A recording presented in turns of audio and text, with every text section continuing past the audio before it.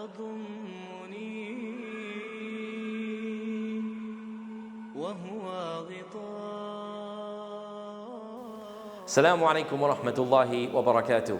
In this hadith, Sa'id al-Khudri, he mentions that the Prophet Muhammad sallallahu alaihi wasallam said that verily I have a hawd in Jannah, a drinking fountain in Jannah. Its distance and its area will span from the Kaaba in Mecca all the way to Jerusalem. Its water will be as pure as milk, and the vessels drinking from this will be as many as the stars in the sky. The Prophet Muhammad concludes this hadith by mentioning that he will, on the day of judgment, he will have the most followers. Some of the lessons that we can extract from this hadith is that the Prophet Muhammad introduces us to the hawd, this drinking fountain, that is said that its water will be as pure as milk and it's as sweet as honey. And only a select few people will be able to drink from this hawd.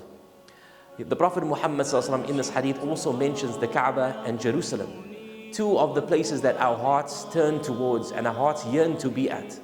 And just like this, on the day of Qiyamah and in Jannah, our hearts will yearn to be with the Prophet Muhammad sallallahu alaihi wasallam at the hawd. The Prophet Muhammad sallallahu alaihi wasallam also tells us that only a few people will be allowed to drink from this hawd, from this fountain.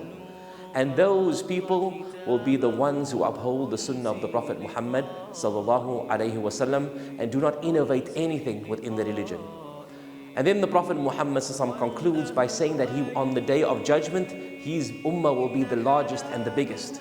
So sometimes we feel that we are few in number in this world, but remember that on the day when it counts, we will be the largest in number.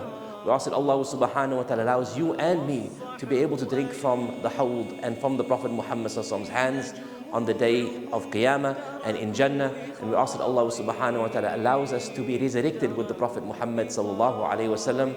Wa akhiru da'wahum an alhamdulillahi rabbil alameen.